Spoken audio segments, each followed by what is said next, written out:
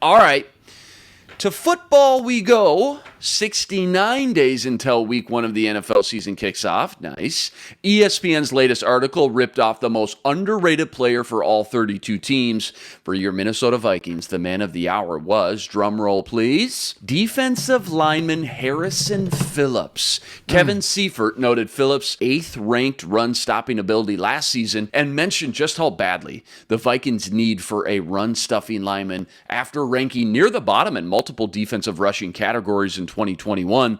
Reggie, I'm going to ask you who your most underrated Viking is here in a minute, but let's take a few moments here for some Harrison Phillips appreciation. I just really love this signing right from the get-go, and Vikings needed a fresh young body they can count on in the trenches defensively this season. Yeah, when you talk about the production or lack thereof that you got from Michael Pierce the last couple seasons, this guy is quite opposite of that. You know, he's dependable. He's ascending. He's still a young guy. And, you know, I think he's somebody that you talk about the run stuffing things, but I think you have to watch out for him as a pass rusher as well. And that was a signing, you know, it was just a low-key signing, you know, and all that. But, like, I see the type of trajectory here where, you know, he signed here for, I think it was a 3-year deal. And you could see a guy that could spend the rest of his career here if he has the type of impact that, you know, the Vikings are hoping that he does. And I think he's entering into his prime, and he's only going to get better.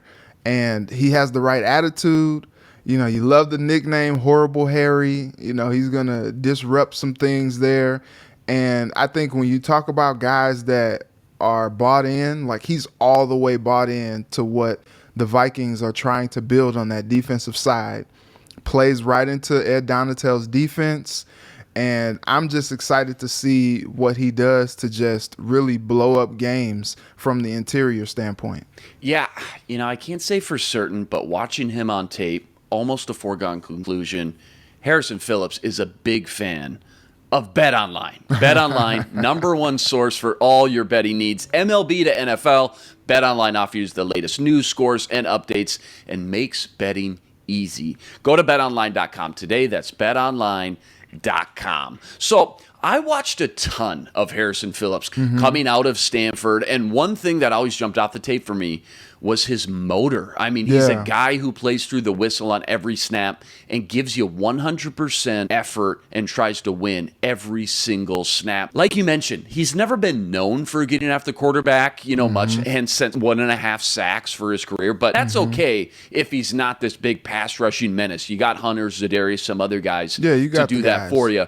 But what the Vikings really needed was a guy that can plug the middle of their defense in the run game more than anything, something they really haven't had since Linval Joseph. As you mentioned, Michael Pierce was supposed to be that guy, but never really panned out. Phillips is going to team nicely, I think, with Dalvin Tomlinson and give Ed Donatell just 2 big-bodied beef eaters that can chew up blockers in this new 3-4 and open things up for guys like Jordan Hicks and Eric Kendricks and guys like that. So that means, you know, when you look at the stat sheet every Monday morning in the box score and it says Phillips, oh man, he only had 2 tackles yesterday. What's going on with that? There's more than meets the eye with a guy like Phillips. Absolutely. And, you know, if he's the same guy he was in Buffalo, if the Vikings are getting that same dude, he's going to be a huge addition to this defense, playing both the 5 tech at end, and at times I expect he can slide in over, play the nose tackle over the center as well. So having that versatility is really important as well, because you need a good nose tackle in this defense. Yeah. Not to mention,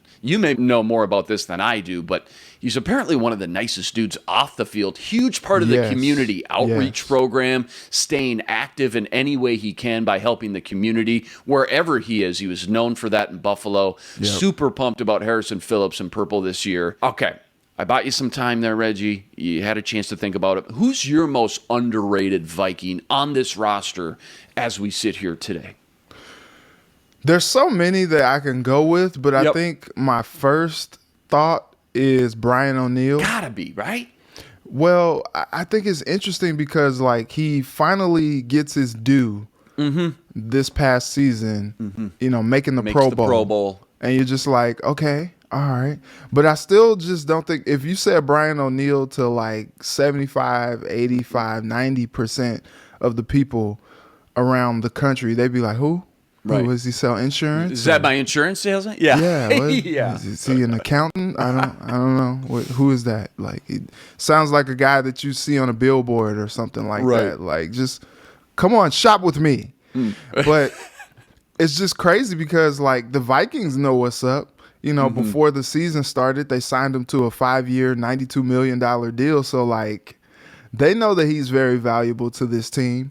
But, you know, you look at a guy that got a contract that big without having any, like, all-pro type seasons. But, like, just because he didn't doesn't mean that he's not good. But it's like now is the time that, you know, you'd hope that the Pro Bowl and getting that type of national recognition kind of puts him on the radar. Kind of wakes some people up here a little bit. In the national spotlight because he is very, very good, man. Like, and durable, consistent, a pro's pro. Like, he's the guy that, you know, you never have to worry about. You're like, okay, Brian's over there. Okay, cool. We don't have to worry about that. Kirk is going to be good from that right side. Yeah, it's all good. We good over there. So valuable. And, yeah, and there's something to be said about guys like that. And so I think, you know, if you sleep on him, I think he's gonna wake him up. He's a Pro Bowl player that doesn't get the Pro Bowl recognition. And I know he just made the Pro Bowl, so kind of a mute point there. But, you know, the theory still stands. Offensive linemen are tough to, unless you do it, you know, for 3, 4, 5 years in a row. They just don't get a lot of recognition just in general. Right. My guy was Brian O'Neill. I could go to another offensive lineman for the Vikings, too, that's pretty underrated, Ezra Cleveland. He hasn't been around as long as Brian O'Neill, but, again, a guy that just comes in and has done his job quietly to a really high level of play year in, year out, game in and game out. And he doesn't get a lot of love either, but he's kind of on this same path that Brian O'Neill was, where he's getting better every season. They don't talk about him a ton because he's doing his job. And second round pick, top 50 pick out of Boise State. He's got some serious talent too. There's a reason he was picked in the top 50 selections overall 3 years ago. So he's kind of on that same path. I'll give you one more. We talked about him on Friday when we did Viking Superlatives. Jordan Hicks. Jordan Hicks, man, signs a quiet 2-year, $8 million deal. Right. 100 tackles every single season. Yep. Was great in Philly, was great in Arizona, can do a little bit of everything. I think he's pretty underrated. I'm excited to see him team up with Eric Kendricks in the middle, too, as Harrison Phillips chews up some of those blockers. All right, 69 days until week 1 of the NFL kicks off. 3 weeks away from Vikings training camp, kicking off in Eagan at TCO facilities. Full dates and practice schedule up on Viking.com right now. Until then, Reggie and I got you covered every step of the way.